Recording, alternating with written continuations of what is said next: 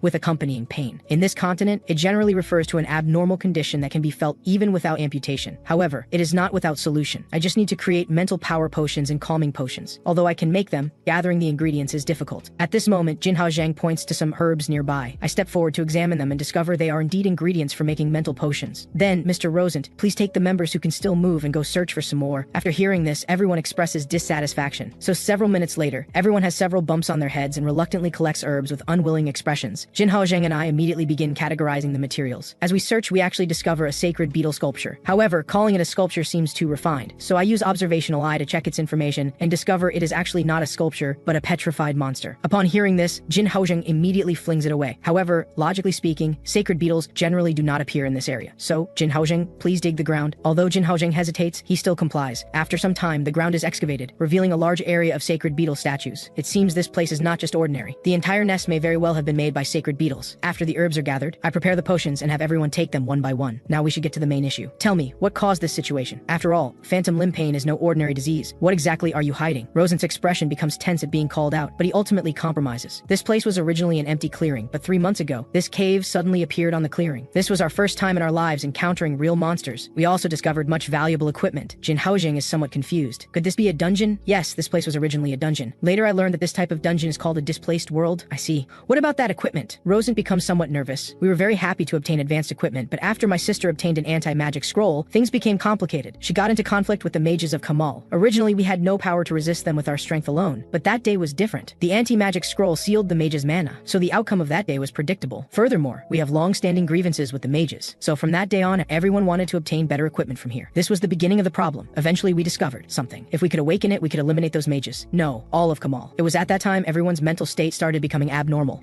They actually led the Red Road gang to attack Kamal. Please stop, my brothers and sisters. I smile faintly. That is certain. After all, I do not want to let Kamal be destroyed either. So next, we search for clues in this dungeon. According to Rosent, there is a secret chamber here, so I decisively use observational eye to search. No wonder it is hard to find. It is embedded in the stone wall. Without a word, Jin Haozheng directly grabs Golden Glory and gets to work. Unexpectedly, there is also a magic array inside. This cannot stump me. As everyone knows, I have a mana isolating orb. The wall with its mana isolated is like tofu. It crumbles at a touch, and we enter easily. The people inside still want to pick up weapons to resist. The result is predictable. Speak. Where is your leader? Just as I finish speaking, a voice suddenly comes from behind. What do you want with me? I do not hide it. Someone told me there is something dangerous here. Erpeni is stunned for a moment. I see. It seems Rosent said it. Seriously, that guy is truly timid. But are you not afraid of being beaten to death for being so arrogant? With that, he suddenly throws a punch, but I dodge it with a quick movement. It seems this person has some ability, so I become slightly more serious, first using throw skill and then following up with stone crossbow arrows. What completely surprises me is that this person's reaction ability is not weak either. He actually grabs a stone nearby as a shield. His assault speed is also very fast, reaching me almost instantly. Fortunately, Jin Haozheng is nearby to support. A powerful strike hits Erpeni directly in the face. I originally thought this kind of attack would injure Erpeni. However, what is unexpected is that the one injured is actually Jin Haozheng. This is mana backflow. Hey, drop your weapon and surrender quickly, or I will break his neck. I pause for a moment. I advise you to stay calm, or you will regret it. With that, I fire 3 mana potion arrows at him. As expected, they have no effect. This confirms this person is indeed mana resistant. No wonder he has a grudge against mages. Erpeni, having been shot, looks bewildered. What did you shoot at me, you jerk?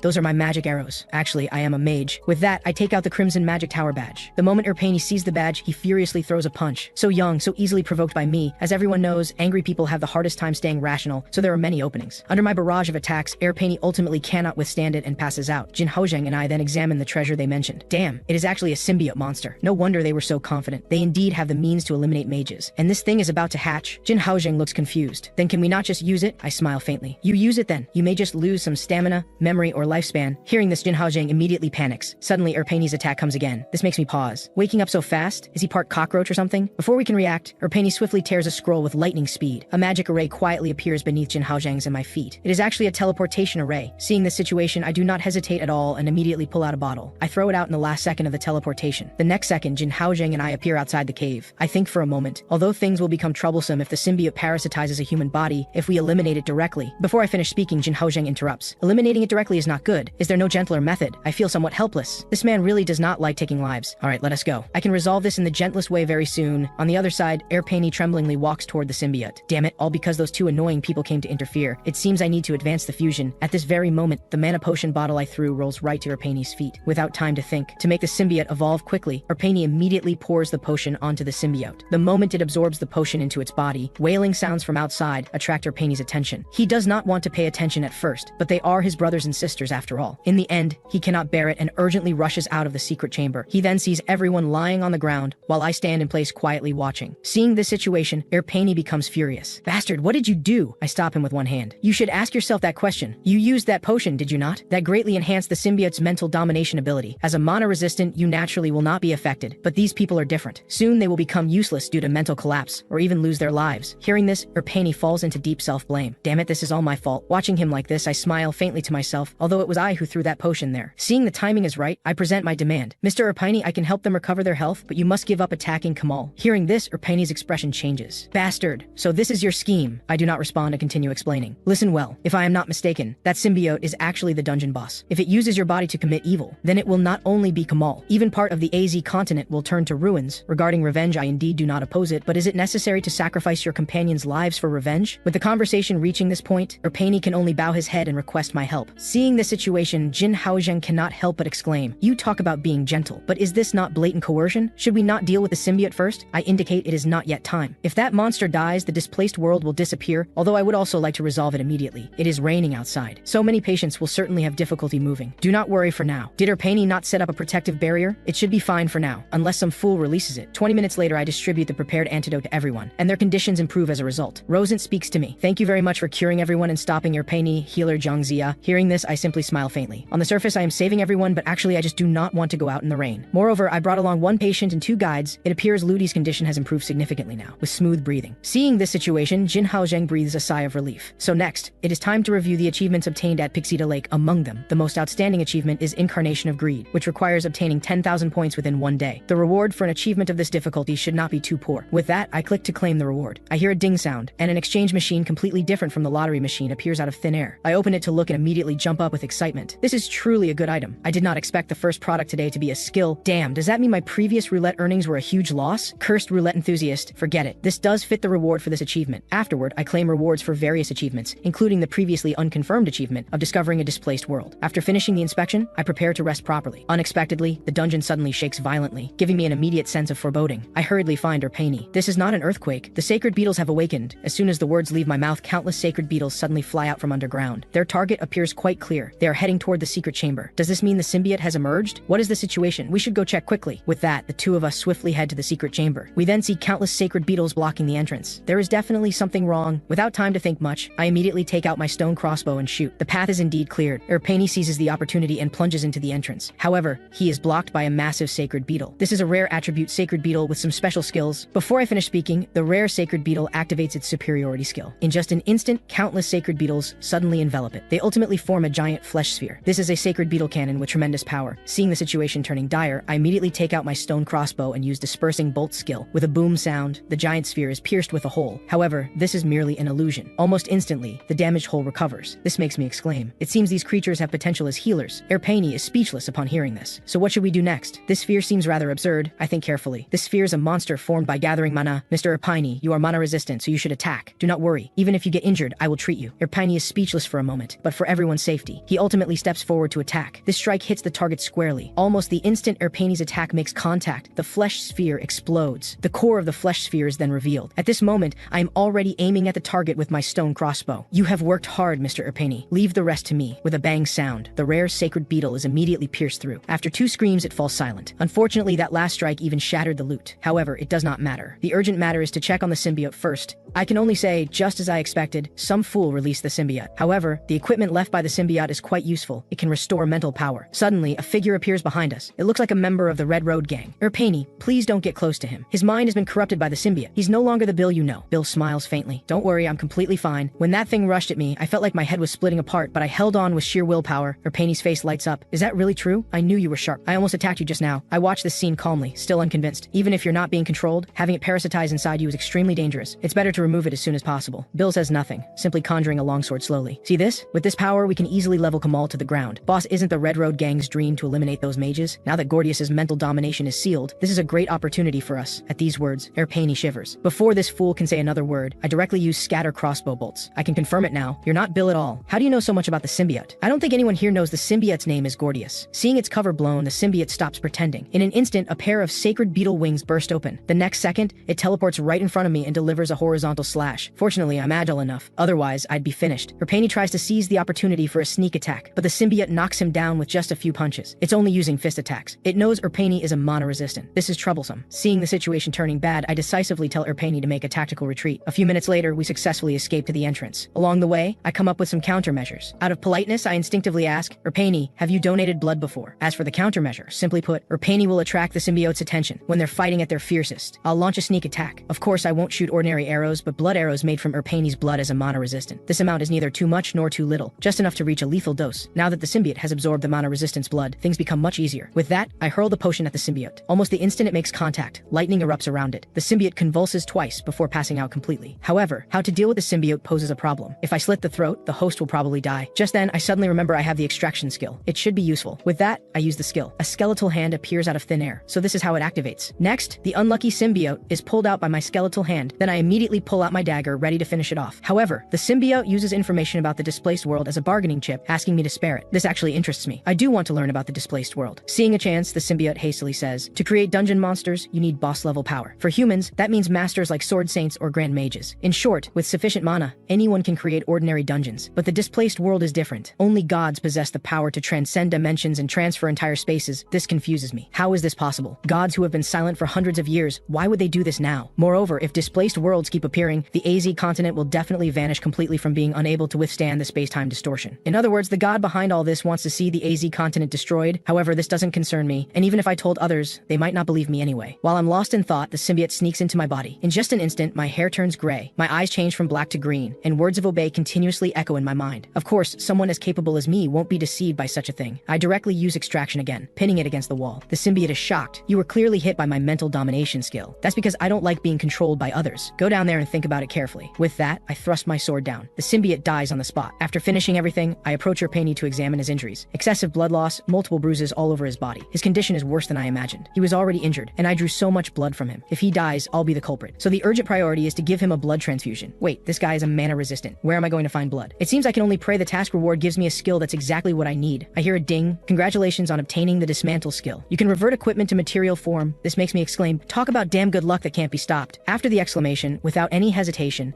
I decisively use dismantle to break down the blood sword, then let Erpani absorb it. A few minutes later, Erpani finally wakes up after replenishing his blood. Before we can catch our breath, the dungeon starts shaking again. I'm very clear this isn't the symbiote anymore. The dungeon is collapsing. Without any hesitation, I shout, everyone run! The dungeon is disintegrating. If this continues, we'll all fall into the dimensional rift. At these words, everyone freezes in shock. The more critical the situation, the calmer I become. I split open the symbiote's belly and feel around inside for something. That's right, I'm looking for the boss monster's core. Although it's only a low-level one, it's enough for us to summon a magic array and escape. I immediately toss it to Vincent and tell him to create a magic array. Vincent doesn't hesitate for a moment. After briefly chanting a spell, a teleportation array appears out of thin air. The array is created, but Erpani worries whether he'll destroy it. Put his mind at ease. Right now, the teleportation array's mana is all concentrated in that monster core. The array itself has no mana. With things explained to this extent, Erpani walks in without concern. Just when I think everything is over, my intuition tells me something is missing. At this very moment, I suddenly remember Jin Haozheng, who's still sleeping, along with one patient and 2 guides. So I quickly use a potion to wake him up. After waking him up, I lead the 4 people toward the teleportation array. Soon we see the teleportation array about to disappear. I curse inwardly, what a trash insect. Of course it's the lowest level core. Now I'm caught between a rock and a hard place. At our current speed, we definitely won't make it in time. So I decisively use dismantle to extract the core and use it again. However, the stamina consumption rate seems a bit fast. It bottoms out almost instantly. The system keeps prompting on the side, stamina about to be depleted. Fortunately, I complete the extraction 1 second before depletion. However, I no longer have extra stamina to install it. At this moment, the vitality brooch takes effect, instantly boosting my stamina by 45%. In the end, we escape by sheer luck. It's truly fortunate. Having survived the ordeal, we chat with Erpani and the others. From them, we learn that Vincent is Erpani's uncle and has been raising him since Erpani's mother passed away. Although my sister was a commoner from Terakti, her magical power was outstanding, so she married into a noble family in Kamal. However, such a mage family gave birth to a mana resistant like Erpani. Jin Haozheng is shocked. So you're actually a young master? I also realize it seems you were often scolded at home, which is why you developed such a terrible personality. Erpani seethes with anger. Since my birth, Kamal has been spreading outrageous rumors that mixing with people of Terakti blood produces mana resistance. Because of this rumor, Terakti people have suffered blatant discrimination. I wanted to teach those arrogant mages a lesson, but now not only has the plan fallen through, even our headquarters has disappeared. So before long, everyone will probably be executed. At these words, everyone freezes. Boss, what do you mean? Erpani sighs helplessly. We're a wanted criminal gang. Now that our hideout has disappeared, aren't we just waiting to be caught? If caught, executive level members will be executed, and the rest will spend their lives in prison. However, there is a way. I'll try to delay them while you escape to other places. What? Absolutely not. Aren't you executive level? Won't you be executed? Erpani laughs heartily. Have you forgotten? I'm a young master from a noble family. They can't sentence me to death. This kind of talk might fool others, but it can't deceive Jin Haozheng and me at all. He's lying. Even his own family rejects him, let alone those people in Kamal. Although this guy has done many bad things, his crimes don't warrant death, so I'll help him. Erpani, I have another method that can save all members of the Red Road gang. At these words, everyone raises raises their voices asking what method. Have the Red Road gang join Kamal. Do as I say and I can help you legitimately beat up those mages. With that, Jin Haozhang and I pull out the Katile Knights badges. Erpeni looks confused. I've never heard of it. I explain that's normal since it was just established one day ago. As long as you have no grudge with the Katile family, it's easy. The Katile Knights' current goal is to maintain stability around Pixita Lake. If anyone bullies innocent people, whether monsters or criminals, even those nobles and mages, they'll fight them all the same. Erpeni immediately perks up. You mean we can freely beat up mages? Only bad mages. Although you're a criminal gang and should technically be punished by them, fortunately you haven't done anything too outrageous. As long as I write a recommendation letter, you'll pass. At these words, Erpeni excitedly jumps to his feet, not caring even when he bumps his head. Then what are we waiting for? If we get in through connections, we don't have to worry about execution. Everyone thanks Jin Haozhang and me with tears of joy. I don't react much, just stare at Erpeni calmly. Even Erpeni understands what this means and can only struggle to say thank you. The next day, after saying goodbye to everyone, we set off again for Terakti village. On the road, I open the task list once more. Unlike before, the task to accumulate 10,000 points has now become 12,500, with an additional question mark in the rewards. According to intelligence, after collecting 4 black star skills, I'll receive information about returning. I now have 3, and with this one, that makes 4 total. What will happen? But what exactly is the condition for obtaining black star skills? It doesn't seem to be simply unlocking achievements, but it doesn't matter. Once I collect 4 stars, all mysteries will be revealed. As for the culprit, I'll definitely make her pay. After some time, we finally reach Terakti village. However, the scene before us truly catches our attention. A giant rock golem is chasing a man and a woman. The man appears to be injured. Seeing this, Jin Haozhang and I don't hesitate for a moment. We immediately use Golden Glory and Silver Blue Glory to eliminate the rock golem instantly. After dealing with the rock golem, I quickly examine the patient's injuries. It looks like the leg injury has reached the bone. Without treatment, the entire leg might need amputation. At these words, the woman panics. But it's very difficult to find a healer in Terakti village. Isn't this exactly my specialty? I haven't had time to introduce myself yet. I'm Jiang Zia, a healer. Without time for much thought, I quickly have Jin Haozhang place the patient on the magic array carpet. Then I begin examining the patient's injuries. This is clearly excessive blood loss plus muscle tear, with exposed left tibia. Suturing will probably be very difficult. Let me try another method. With that, I use my skill to absorb a mid-tier magic potion, then use the skill to release the combined skill False Flesh, simulating artificial muscle. I must say, I haven't used this skill in a long time. Next is the most critical and important step, completely suturing the artificial muscle to the human body. The method I use is the figure-8 suturing method commonly used in modern society. The woman beside me naturally doesn't understand. She only feels that the healer before her is amazing. The smooth threading is extraordinarily skillful, giving off a very sacred feeling. In stark contrast is Jin Haozhang beside me, stabbing me frantically with a stamina arrow. For those in the know, this isn't surprising, but for the uninformed, it's like witnessing a murder scene. After a few minutes like this, I finally finish treating the patient with my superior suturing technique. Just as I'm about to collect some potions as payment, a gust of wind suddenly sweeps in, blowing off the girl's cloak and revealing her beautiful red hair. At this moment, I have an inexplicable feeling, but it's not love at first sight. It's sensing a hint of future crisis. The girl apparently doesn't want people to see her red hair and hastily puts her hat back on. Then she takes out 3 potions as payment and hands them to me. After handing them over, the girl thanks Jin Haozhang and me again, then leaves supporting her companion. We also say goodbye to Ludi's family. Jin Haozhang watches the family departing into the distance and can't help but wonder when he can return home. He has a reason he must return. In his mind, there seems to be something he needs to accomplish. Yes, in my mind, there also seems to be something I need to accomplish. But not now. The urgent priority is to find lodging in this village first. So after a while, we search all the inns in Terakti village, but without exception, none have vacant rooms. Though one place does have an empty trash bin. Jin Haozhang just feels speechless. Is someone targeting us? I explain. The roads to Kamal are probably all blocked, so everyone is staying here. However, there's one last method. After all, we can't sleep on the streets. That's right, that place is the Adventurers Association. The Adventurers Association does lend rooms, but it has a fatal flaw. That's the lodging commission system. Except for S-rank lodging reserved for VIPs, adventurers need to complete commissions of the corresponding rank to get rooms of that rank. I smile helplessly. In plain terms, these people want to make adventurers work for the lowest cost possible. Just then, 2 people nearby suddenly joke. The Adventurers Association seems to have 2 more slaves. By the way, you can't rent A rank and B rank lodging now because we're using them all as warehouses. Although I'm angry inside, I endure it following the principle I won't offend unless offended. At least there are still C rank rooms. Just as I'm about to leave, an injured adventurer walks in. He wants to rent D rank lodging, but the receptionist says D rank lodging is also fully rented. This stuns me. Logically speaking, there should be many D rank rooms. Before I finish speaking, the 2 people nearby burst out laughing. Then they pull out a pile of keys. Because we rented all the D rank rooms too. Sorry, we just need so many warehouses. They're mocking immediately. Triggers my displeasure. Since you want to play, I'll play along. Then I turn to ask the receptionist. In principle, aside from S rank lodging, everything else can be rented, right? The receptionist nods. Then that's easy. In that case, I'll rent the entire building. At these words, the 2 immediately panic. Then they start cursing at me. You lunatic! You're going to rent the entire Adventurers Association? Will you monopolize even the commission board? How are we supposed to live here? I ignore their unreasonable tantrum. It seems you don't have money. But aren't you taking this too seriously? I just think it's more fun this way. I mimic their exact words back to them, and they become furious with embarrassment. The commotion soon attracts the branch manager's attention. The branch manager doesn't favor either side. However, my remarks did insult the Adventurers Association, so she decides to increase the difficulty of my assigned task. That is to catch Shikshinabali birds within a time limit. Shikshinabali birds are bird monsters that use wind and lightning skills. Although they're very fast, the commission is only B+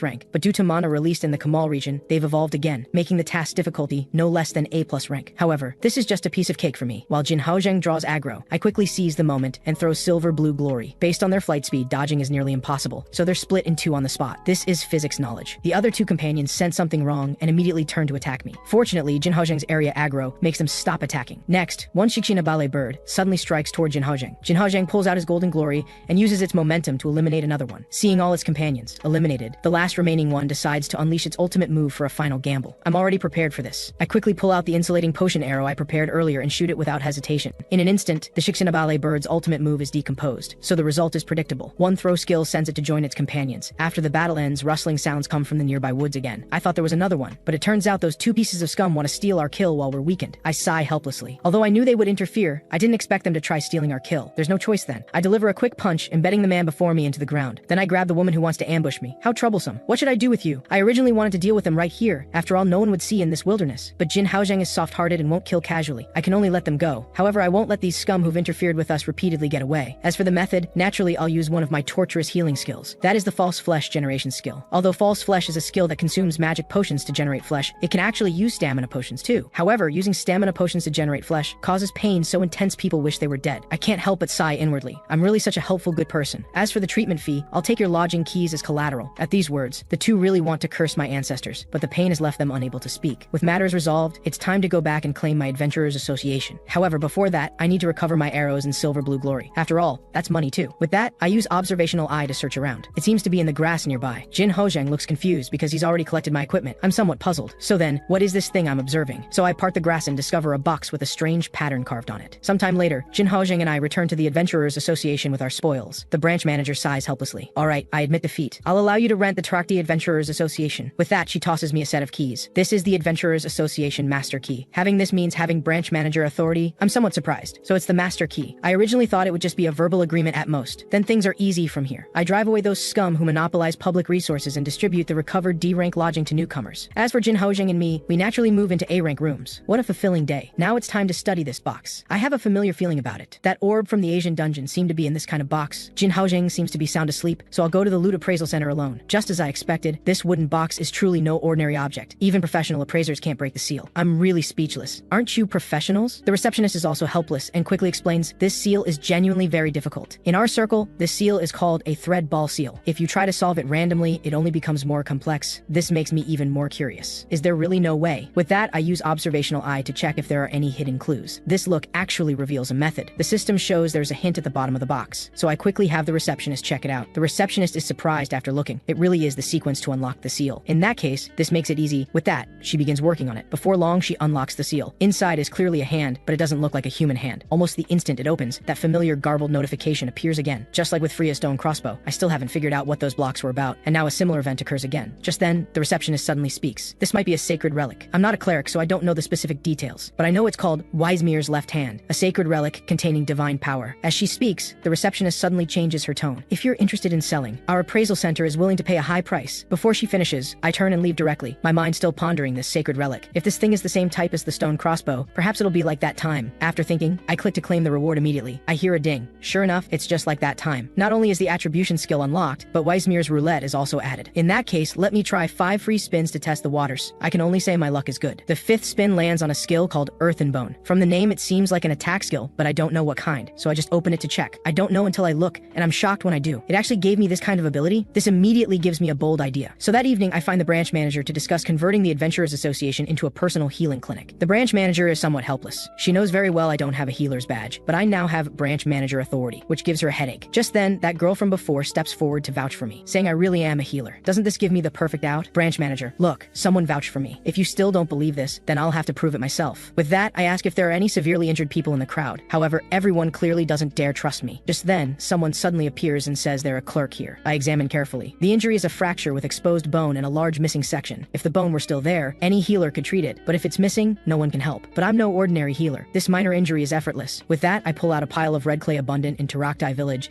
and announce this is the treatment medicine. At these words, everyone is stunned. They feel their intelligence has been insulted. Before they can react further, the clay in my hand miraculously transforms into bone. Actually, bone creation skills exist in this world, but bones made using skills are not only fragile, but also easily contaminated. However, the skill I use is different. My skill has none of these side effects and can precisely control the bone's size. Combined with my false flesh skill, it's a match made in heaven. Finally, I just need to firmly suture it together together with mana thread, and it's done. Although this is my first experiment, it seems quite convincing. Seeing the perfectly restored hand, everyone exclaims in amazement. Then they swarm toward me, wanting me to treat them. This is perfect. The fish have taken the bait. Let me make good money. The next day, I collapse exhausted in a chair. After a night of hard work, I nearly passed out. However, behind the hardship are points. My points have now reached 10,000. At this moment, Jin Haozheng finally gets up from bed. He feels like many major events happened while he was sleeping, such as my Weismere title. I yawn weakly. Jin, don't worry about that for now. Come with me somewhere. I've already found a guide. Although Jin Haozheng is puzzled, he still follows closely behind me. As soon as we open the door, that girl from the other day greets us. Hello, I didn't get to introduce myself before. I'm Rebecca. Seeing her hair showing, I politely remind her. Rebecca is alarmed and immediately hides her hair again. This puzzles Jin Haozheng. Judging by your hair color, you should be a local. So why hide your hair? Rebecca says hesitantly. I am indeed from Terakti village, but my family doesn't like me being an adventurer. I'm afraid of running into them, so I disguise myself. I see. That is indeed troublesome. If it were me, I probably wouldn't come back. Rebecca continues explaining. Although my family is somewhat annoying. Terakti village is a wonderful place. The people are simple and honest, the scenery is beautiful, and there's lots of delicious food. Follow me and I'll show you around. So next, we stroll around this small village. To be honest, strolling isn't my real purpose. My goal is to investigate clues about Weismer's left hand, a workshop that can make things with clay, and Weismer's left hand can create bones. It's hard not to make the connection. So I ask Rebecca,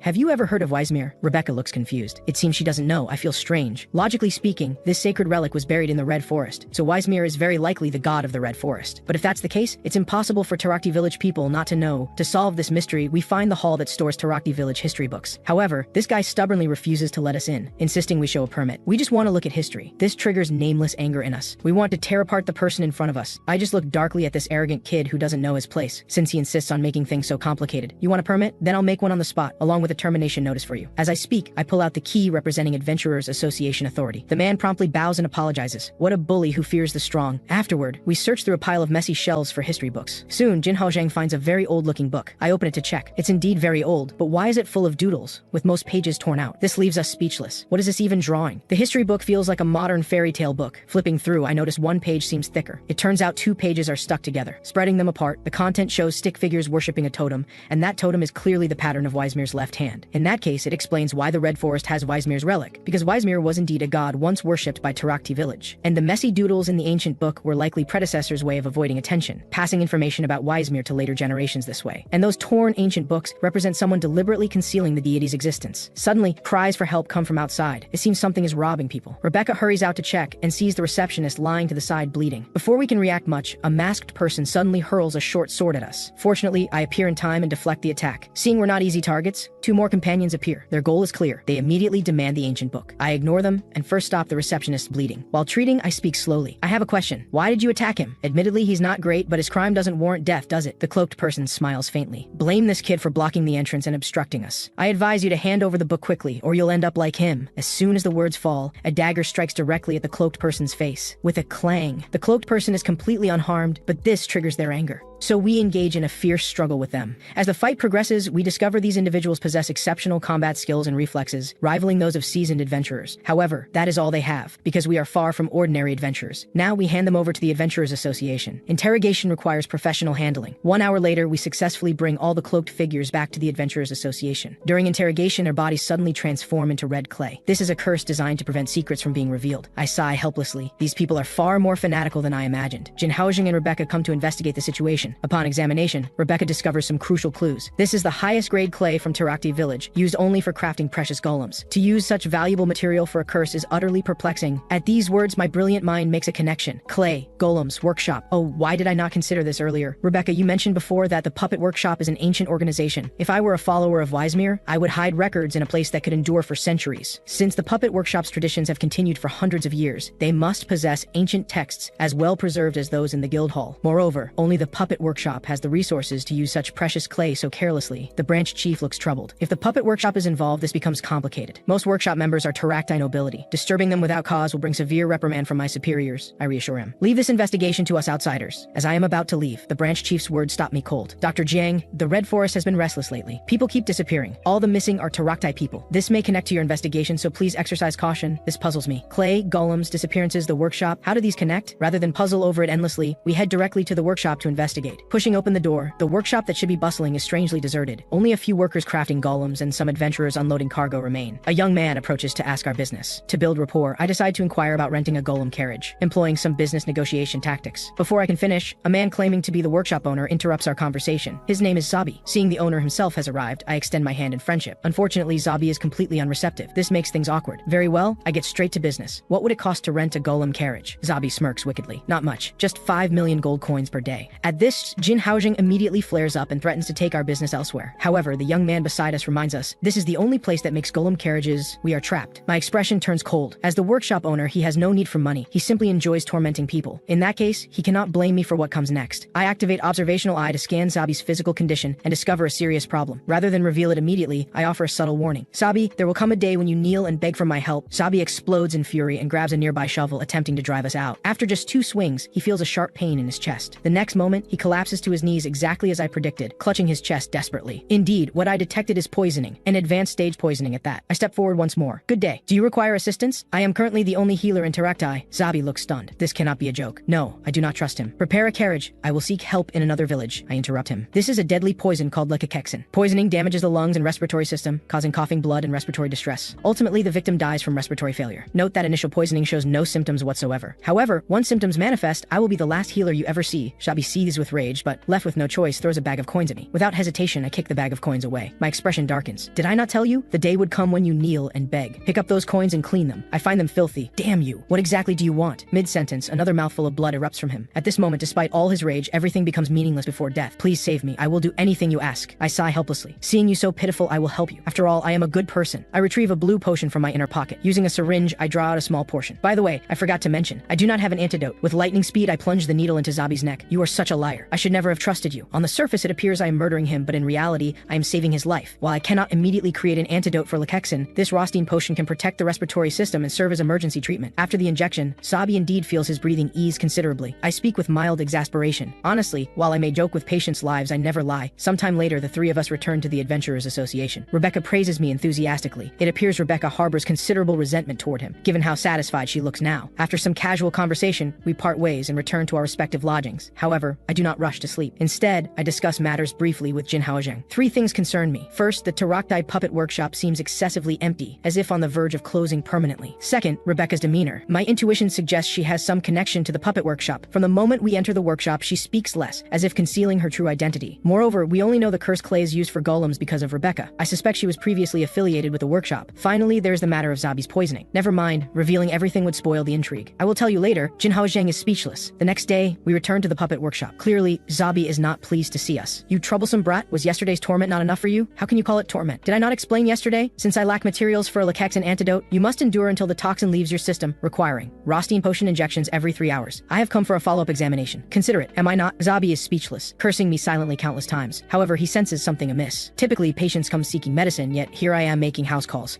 Something is definitely suspicious. Speak plainly. I know you are not here merely to deliver medicine. Seeing Zabi has conceded, I directly produce photographs of the 3 cloaked figures and ask if he recognizes them. After a glance, Zabi claims not to know them, adding that such commoners are beneath his notice. Have you heard of Weismir? These few words strike like a thunderbolt in Zabi's mind. The next moment he turns away in panic. I have never heard that name. I smile faintly. I do not believe I specified that Weismir was a name. Tell me everything you know. Do not omit a single detail. With his medication as leverage, Zabi has no choice but to lead us to a hidden underground chamber. Various books line the shelves. I randomly open one, which appears to contain residents' diary entries. Thanks to Lady Weismir, we have another bountiful harvest this year. Gratitude to the benevolent earth goddess who protects our village. Through Lady Weismir's power, we repel the bandit gang, invading our village. She loves Tarakti village, and we love her. Just as I suspected, Weismir was once the guardian deity of the Red Forest. As Rebecca reads, her emotions grow increasingly agitated. Why would you do this? Even if others care nothing for the puppet workshop, you should not have concealed Lady Weismir's existence. Zabi looks helpless. I have my own difficulties. Some records were lost, so I do not know precisely what occurred. I only know that Weismir disappeared for unknown reasons. A deity's disappearance signifies their fall. Approximately 700 years ago, the deity's sudden fall plunged Tarakti into chaos. Priests could no longer wield divine power, and the divine barrier protecting Tarakti vanished. Overnight, Tarakti faced annihilation. As everything sustaining the village depended on Weismir's power, at this critical moment, mages from Kamal came to Tarakti. They offered assistance, provided we surrender the god-given gemstone Weismir's compassion. Records indicate Tarakti residents considered it as sacred as Weismir herself. Those mages covet its immense magical and divine power. However, the village has declined to its lowest point, so the puppet masters reluctantly agree. The Weismir order resists, but priests without divine power are no match for the puppet masters. After Afterward, the puppet masters erase all traces of Weismere and distort the truth, attributing her achievements to Kamal. Their motive is likely guilt. They fear that if Weismere returns, she will punish them. However, once a deity is forgotten, they never reappear. Yet they do not destroy all records, preserving some to pass down through workshop masters. They claim, even if others forget, we must remember. Laughable considering they destroyed everything. How do you know about Weismere? Is this not classified information? I am puzzled. So you truly do not know those 3 individuals? I assumed you were rebuilding the Weismere order. How could that be possible? If Weismere is resurrected, the puppet workshop will face punishment. Having received my answer, I feel somewhat disappointed. Returning to the workshop, I never expected the puppet workshop is not the mastermind behind this. Then what is happening outside? Though they have not invoked Weismere's name, my intuition tells me someone is attempting to rebuild the Weismere order. Zabi looks bewildered. Remarkable. I have been so occupied recently that I overlooked outside events entirely. At that moment, the workshop door bursts open. A young man enters, calling out, Master Zabi. Master, you must be honest. Is the Taraktai puppet workshop not on the verge of bankruptcy? Upon seeing this face, Zabi explodes in fury like an unrestrained wild horse. He grabs a nearby hammer and hurls it. However, the young man remains unfazed, continuing in an even more provocative tone. With your body so weakened, how can you possibly continue operating the workshop? This scene resembles watching a melodramatic film. At this point, the young man finally notices Jin Haozheng and me observing as bystanders. Since guests are present, I shall take my leave. After all, you have visitors for the first time in a while. Zabi explodes in rage. Get out. Disappear immediately. The young man has no intention of lingering and turns to leave. This leaves Jin Haozheng and me completely bewildered, along with a furious Zabi. That fellow is excessively polite from the start, clearly not trustworthy. How unlucky. Jin Haozheng is speechless. You have no room to criticize others. Zabi's expression is terrible. I understand why. However, why is Rebecca so tense? She seems to be avoiding something. My intuition tells me something is definitely amiss.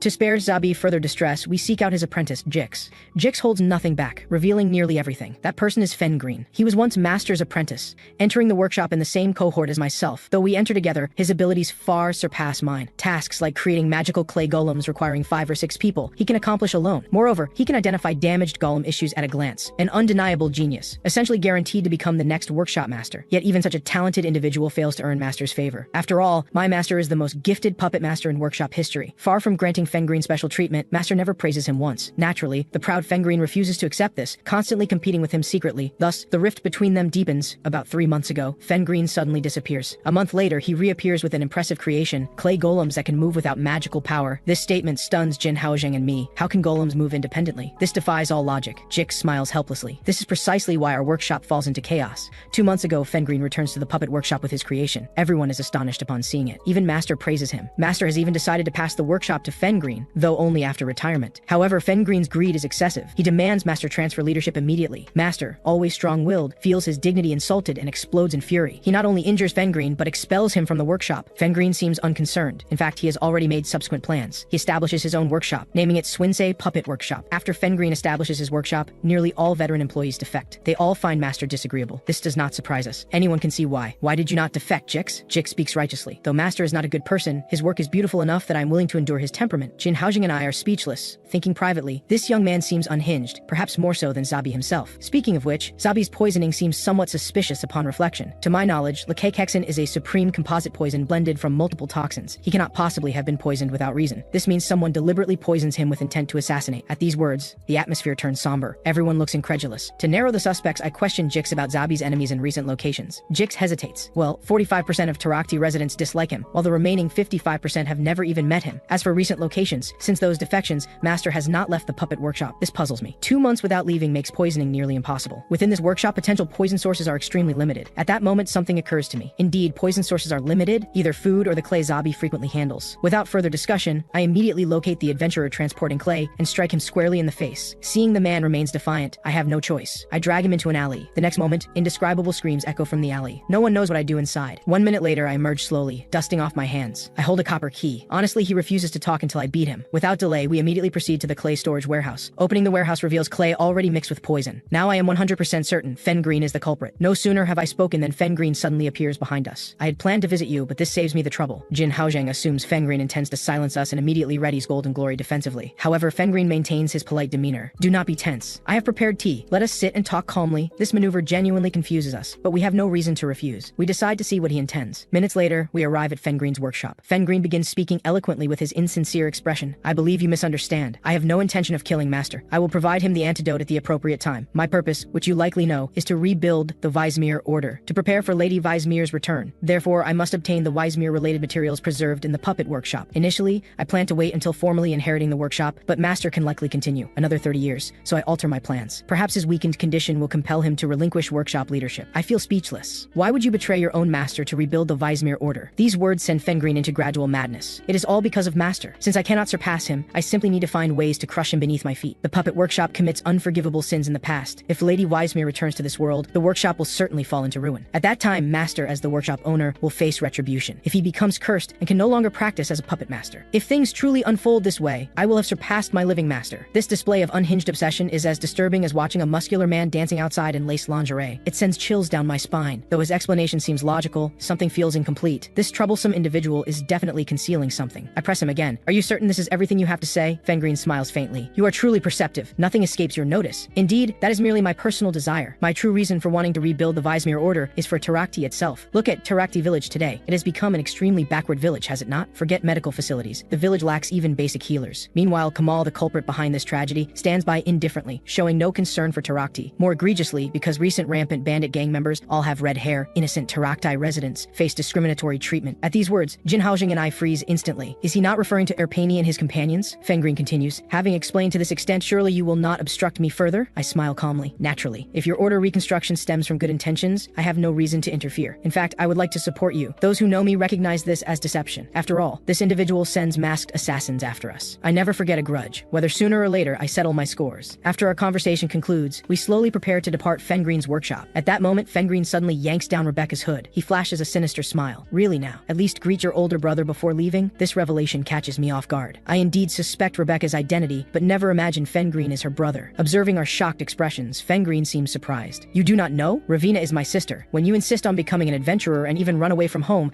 yet I see you have accomplished nothing noteworthy. Yes, I tell you then, it is unsuitable for you. Look at how hard I work for Tarakti now. Well, what are you doing? These words clearly displease Jin Haojing. Hey, such harsh words are unnecessary. Before he can finish, Fengreen's fierce glare silences him. This is a family matter. Jin Haojing can only retreat humbly behind me. Fengreen sighs helplessly. The puppet master matter as well. Without talent, at least exert effort, but you make no effort whatsoever. You might claim you try your best, but achieving no results differs not from doing nothing at all. If you merely want to be an adventurer going through the motions, you should quit entirely. These words leave Ravina utterly aggrieved. I can no longer stand by. I seize the hand gripping Ravina's fate. Enough. I know nothing of Ravina, but my companion Rebecca is exceptionally active in our party. At these words, Rebecca feels deeply moved. Seeing I have spoken, Fengreen says nothing further. With matters concluded, we depart the workshop and emerge onto the street. Once outside, Rebecca begins sobbing. This is precisely why I do not want to see him. Perhaps I should abandon adventuring work. I produce a stamina potion to console her. Rebecca, in my assessment, you are already a worthy adventurer. Those ignorant individuals spouting nonsense can be completely disregarded. Moreover, our investigation remains incomplete. That individual is clearly lying. Having already attempted to silence witnesses through murder, do you believe I would trust him again? He is definitely concealing crucial clues, though I do not know his ultimate intentions. Rebecca then suggests investigating her home. My brother discovers Weismere-related materials there. This suggestion genuinely surprises us. Indeed, nothing surpasses searching the enemy's stronghold. Without further discussion, we immediately proceed to the Swinsei family estate. However, an extremely dangerous formation protects the entrance. The security is indeed formidable. We have come to the right place. Fortunately, we have the estate's rightful owner with us. Opening the door, we successfully enter the estate. The interior appears somewhat gloomy. Golems crafted by Fengreen are everywhere, serving as household servants. This prompts contemplation. As nobility, you should have resources to employ human servants. Moreover, the servant dismissals occur shortly after discovering Weismere materials. This suggests confidential materials are concealed here. After all, golems cannot leak secrets. We proceed to Fengreen's chamber. Nothing particularly distinctive appears. However, the most mundane locations often conceal mechanisms. Behind the portrait, interesting. A classic approach. Without hesitation, I activate the mechanism. The next moment, the carpet beneath Jin Haojing splits in two. Jin Haojing has no time to react, tumbling straight down. Rebecca and I descend calmly. The hidden chamber appears unremarkable, containing mostly miscellaneous items. A stone tablet recording Weismere's deed stands among them. The inscriptions remain clearly legible, nearly all praising Weismere. Additionally, a new inscription reads, "The goddess loves the forest and all creatures within, resolving to protect them. However, caring for so many creatures alone proves taxing even for the goddess. The troubled goddess divides her power, creating many children, essentially her own extensions. These extensions establish a village at the forest center to serve the goddess, naming it Taraktai. This revelation shocks us all. The Taraktai people's ancestors are actually Weismere's extensions. In that case, those in the puppet workshop are ungrateful descendants." As Jin Haojing speaks, the golem behind him suddenly moves. The next moment, it lunges forward, biting Jin Haojing's shoulder. This infuriates me. I decapitate it with one sword stroke. To my complete astonishment, the creature continues moving despite losing its head. Rebecca urgently advises destroying the core to eliminate it. However, where is the core located? Before Rebecca can indicate its location, Jin Haojing rises abruptly. He smashes it to pieces with a shovel. This approach proves effective. Complete pulverization eliminates the need to locate the core. Suddenly, I detect a familiar scent, one frequently encountered in my medical practice. I hastily seek the scent source while Jin Haojing appears puzzled. Seconds later, intuition indicates the scent originates from behind this unremarkable iron door. Opening the door reveals countless dissected corpses. Indeed, the scent is blood. Moreover, a familiar figure appears, the original form of the golem that just attacks us. This sparks a terrible realization. I immediately turn to leave. Returning to the clay golem, I activate decompose. Instantly, the clay golem decomposes into a puddle of clay and a luminous spherical object. The two look confused. What is this? I speak calmly. This is a living soul. That madman is extracting souls from living beings to create golems. At these words, both freeze in shock. Rebecca especially cannot believe her brother is capable of such atrocities. To verify this hypothesis, Jin Haozhang searches the table for evidence. He quickly discovers a journal written in Fengrin's own hand. It clearly states, Lady Weismere does not abandon us. Rather, she disperses her power throughout the Red Forest, merging with the forest itself. Though Lady Weismere's divinity vanishes, ultimately only her form changes, as she continues protecting us constantly. According to records left by previous family heads, we cannot contact Lady Weismere merged with the forest. However, I disagree. If I craft a golem in her likeness and imbue it with her will, power, and the people's faith, Lady Weismere can reclaim her divine position. Regarding how to gather will, faith, and such, I must utilize Weismere's right hand. Ordinary individuals cannot channel divine power, but utilizing divine relics makes this achievable. Before finishing, an unremarkable creature quietly appears on the bookshelf, speaking in Fengreen's voice. You sneak in like rats and search my premises thoroughly. Indeed, I have utilized Lady Weismere's right hand. Rather than vanishing, it forms something resembling a spatial barrier gateway. Fengreen laughs heartily. Honestly, you should have left someone outside. Once the underground chamber door closes, unless the button is pressed again, rest assured,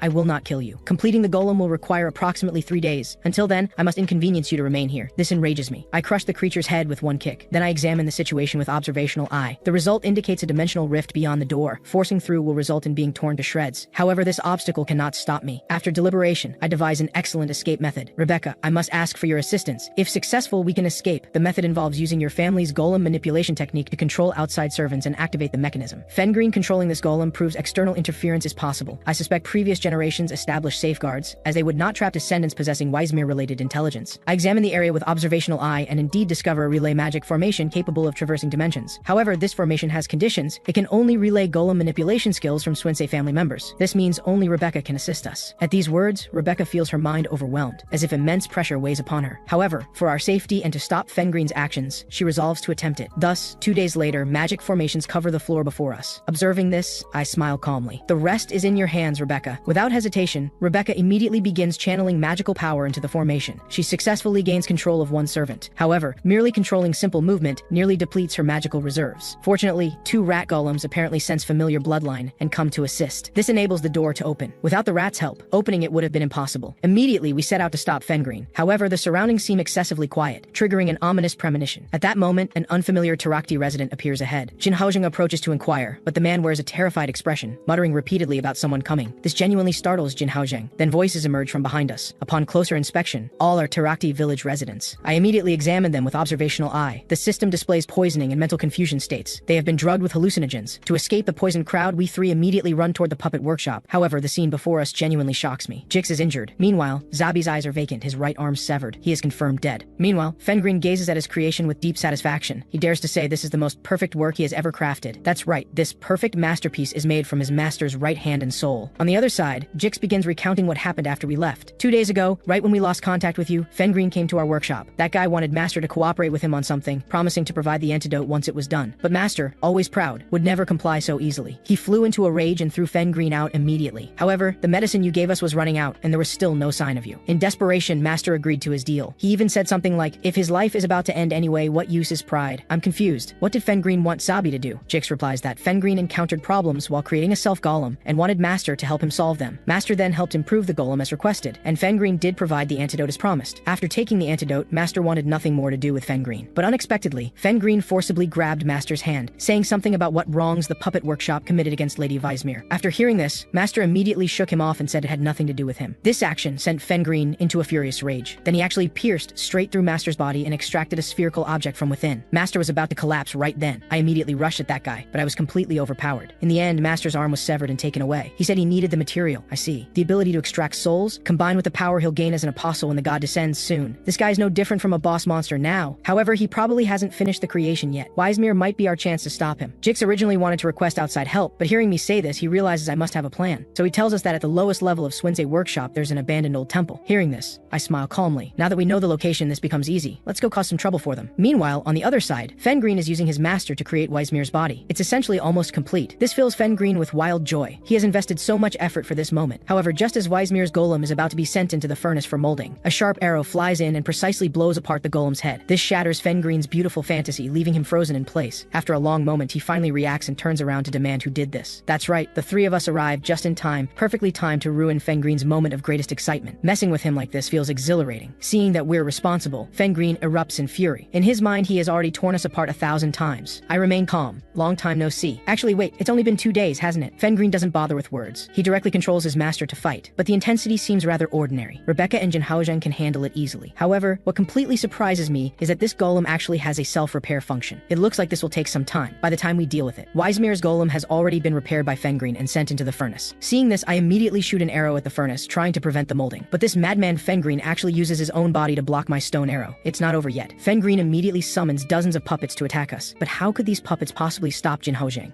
While Jinhaozheng buys time, I instantly teleport in front of Fengreen, hoping to catch him off guard. But he notices me and summons an earth shield. Fortunately, I have the earth and bone skill, which instantly breaks through his defense. So what follows is a swift strike, one blow to the head. Without time to think further, Jinhaozheng immediately moves to shut down the furnace. But I feel something is off. It feels too easy. Logically, this guy doesn't seem like the type to be killed so foolishly. Just as I finish speaking, a familiar voice echoes from afar. You guessed right, the furnace opens immediately, and the heat of the flames forces us back several meters. Looking closely, it's Fengreen transformed into golem form. I curse under my breath. What a madman. He actually extracted his own soul. Jinhaozheng is speechless. Have you lost your mind? You abandoned your own body? Fengreen laughs with increasing madness. I did all this for Lady Wisemir. As his words fade, Wisemir slowly emerges from the furnace. This leaves us all shocked. She's actually been revived. Fengreen says calmly, Lady Wisemir, do you see those foolish people? They are the sinners who interfered with your revival. Please punish them. Jinhaozheng scoffs. It's just a puppet. Watch me smash it to pieces. I firmly stop Jinhaozheng from attacking. While it is indeed a puppet, I have a bad feeling about this. Brace yourself, Jinhaozheng. Just as I finish speaking, Wisemir waves her hand, and a terrifying pressure instantly emanates from her. It makes breathing difficult and causes our bodies to tremble uncontrollably. I sense trouble. Damn, this is a mental attack. It's a special skill only god-level beings possess, capable of weakening the opponent's mental strength. Compared to the other two, I seem to be in better condition, probably because I carry several sacred relics. So, barely affected, I decisively grab both of them and retreat at maximum speed. This narrowly allows us to escape such a powerful impact. After surviving this ordeal, I must admit the power was truly terrifying. Fortunately, we dodged in time and only paid the price of one burned arm. Fengreen sneers wickedly. If you're willing to become believers now, I'll spare your lives. I happen to need 2 guards anyway. This statement angers both Jinhaozheng and me. So you're saying our worth amounts to 2 mere soldiers?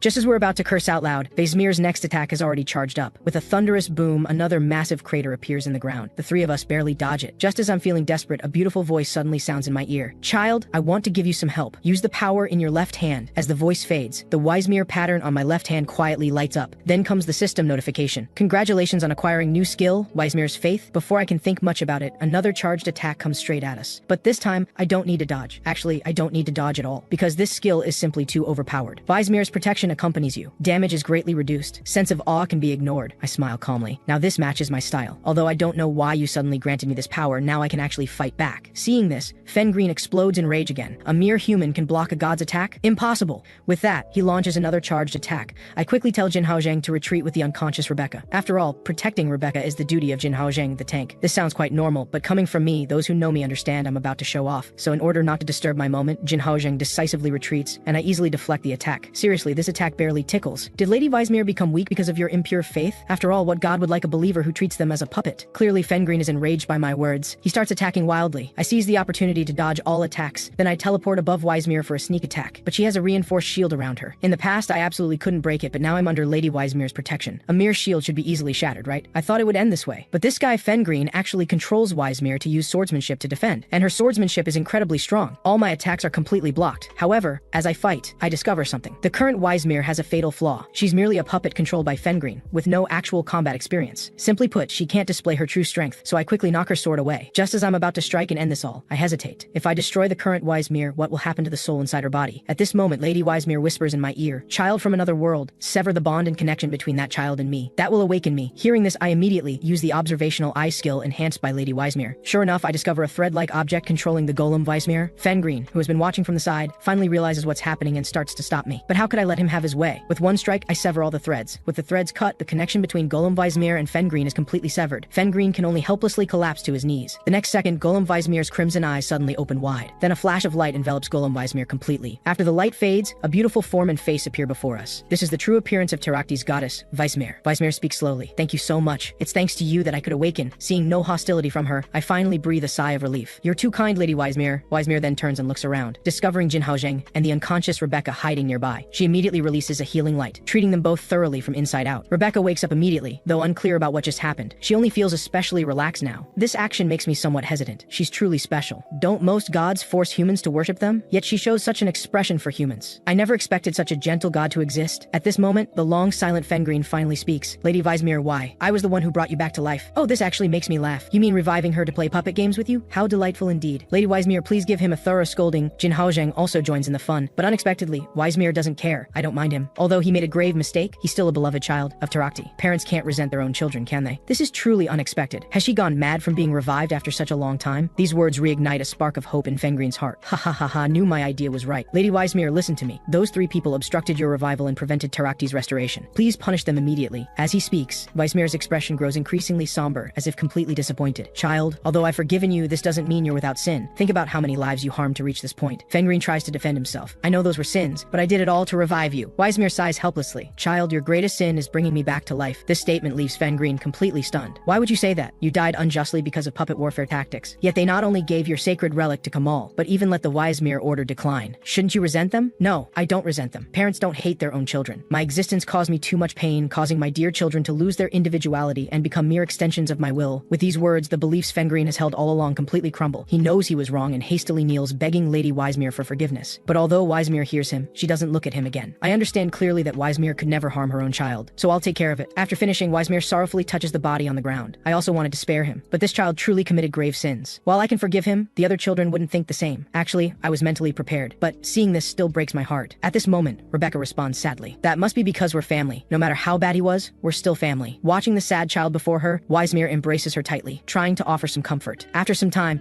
Rebecca's emotions are clearly much better, with Jin Haozheng now comforting her. Meanwhile, I take the opportunity to ask some questions. Weismere is very pleased. Please ask, hero who saved Tarakti. As long as it's something I can answer, I'll tell you everything I know. That's perfect. I can take this chance to ask about the administrator or information related to dimensional travel. To prevent interruptions, Weismere thoughtfully sets up a barrier. This is good. At least no one can eavesdrop and leak secrets. First question. Can you use your power to send me back to my original world? Almost the instant I finish speaking, Weismere firmly refuses. I'm very sorry, I cannot do that. Crossing dimensions does require god-level power, but I'm too weak now. I haven't recovered my strength from my prime at all. Furthermore, to go to another dimension, you need that dimension's coordinates. While finding your world's coordinates isn't difficult, by human standards, it would take a very long time, at least several hundred years. This leaves me stunned. It seems this method won't work either. Damn, Weismere continues. It seems you were summoned by someone. Perhaps only the being who summoned you knows your homeland's coordinates. This makes me suddenly realize something. No wonder no one has returned to Earth so far. Damn, does this mean I can only cooperate with that jerk administrator? So the second question, how were you able to interfere with the system's status window? You used the status window to convert your power into a skill and grant it to me. I've encountered various beings so far, but no one else could do this. After hearing this, Weismere shows a surprised expression. So that thing is called a status window. I cannot interfere with it, since it was created by a being with tremendous power. The reason I could grant you skills is probably because I've already been registered in the status window. I see. Back then, I did integrate Weismere's left hand into the status window. If that's the case, what kind of existence is that administrator jerk to be able to integrate a god's power into the system? This is truly terrifying when you think about it. Also, if obtaining a sacred relic is the condition for a god to be registered, then why didn't any achievement or roulette appear when I obtained Kilkarasutai's orb?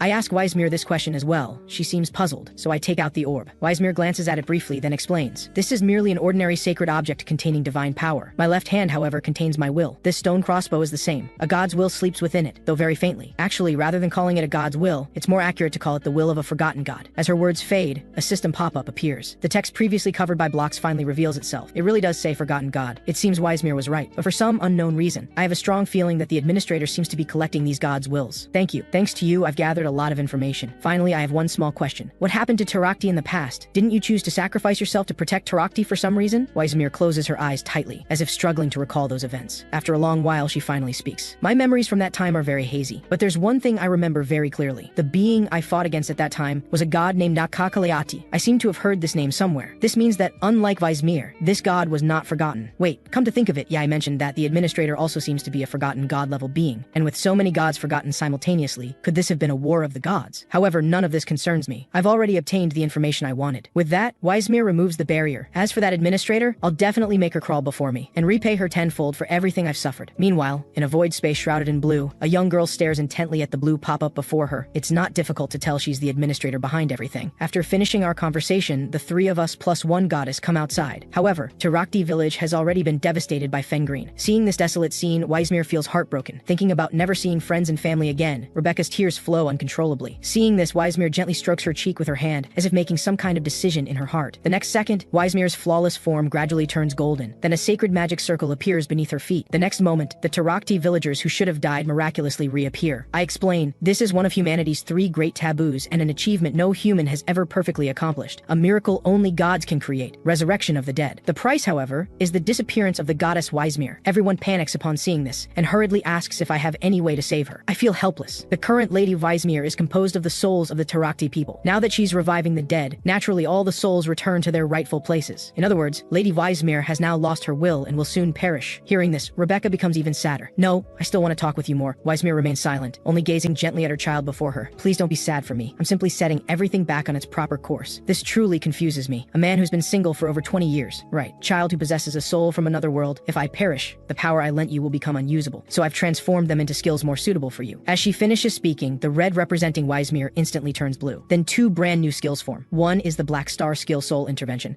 and the other is the skill Ruth's Hand. Seeing this situation, Jin Haozheng also feels reluctant to part. What a shame. You're the best among all the gods I've encountered. Looking at Jin Haozheng before her, Weismere says something, but the words are interfered with by something. We can't hear them at all, only garbled text. This gives us both the illusion that Weismere is scolding us. After speaking, Weismere takes one last look at her children, then transforms into countless points of light that merge into nature. This also signifies that the crimson glow protecting Tarakti has completely vanished. Jin Haozheng complains. Comparison really does hurt. If only the administrator had half of Weismere's kindness. No, even a quarter would be fine. I feel somewhat helpless, but at least there were gains. After all, I effortlessly obtained the 4th Black Star skill. With that, I open the system pop-up, but a letter appears instead. Based on the tone, it seems to be from Weismere. Child, you will read these words someday. Creating powerful skills for you previously required a great deal of energy. So I completed the task here for you. I apologize for using your points without permission, but I truly had no opportunity to tell you beforehand. I've already placed the unknown equipment obtained as rewards into your inventory. Love you, Weismere. I check my points and find the balance is down to only 8 points. So it turns out that Heartless skill was completely a task reward, not Weismere's skill at all. This makes me so angry I want to curse out loud. Great, now I have nothing left and have to start over again. However, I must admit the skill Weismere granted is indeed excellent. With it, I can continue using the Earth and Bone skill. Besides that, by combining the skill with Soul Intervention, I can touch people's souls. It seems Weismere forcibly interfered with the Black Star skill in the task rewards. This is actually quite good. After this great battle, Zabi's soul seems damaged. I can naturally heal this injury. However, I have one condition. Zabi must protect Tarakti village and fulfill Weismere's wish. Zabi looks confused. Is there a problem with Tarakti? I take this opportunity to explain the dangers Tarakti will face in the future. Having lost Weismere's protection, this is the perfect opportunity for monster invasions. Therefore, I hope you can teach the residents how to make protective puppets so they can defend themselves. Zabi is shocked. What kind of joke is this? Why would I teach those commoners? Before Zabi can finish speaking, I start toying with his soul. Zabi can only helplessly accept the proposal, so I begin treating him, piecing together the shattered soul bit by bit. Finally, I pour in the soul essence needed for bonding. Coincidentally enough, Weismere secretly placed this potion in my backpack. This is too coincidental. It seems everything was calculated by Weismere. If only the administrator could be like this. After finishing the treatment, I leave, planning to visit the Adventurers Association again. A few minutes later, we successfully arrive. As soon as I meet the branch chief, she hands me a letter of recommendation. She says it allows me to enjoy branch chief benefits at any Adventurers Association. Naturally, I gladly accept. Afterward, I inform the branch chief that Zabi has agreed to teach puppet techniques and ask her to help supervise. Rebecca plans to abandon the name Ravina Swinsei and decides to sell the family assets to rebuild Tarakti village. No, it now has a new name, Weismere village. In the evening, I lie in bed, aimlessly browsing through my equipment. I discover a new piece of equipment called Dream Ticket. After thinking about it, I realize this is the unknown equipment Weismere mentioned.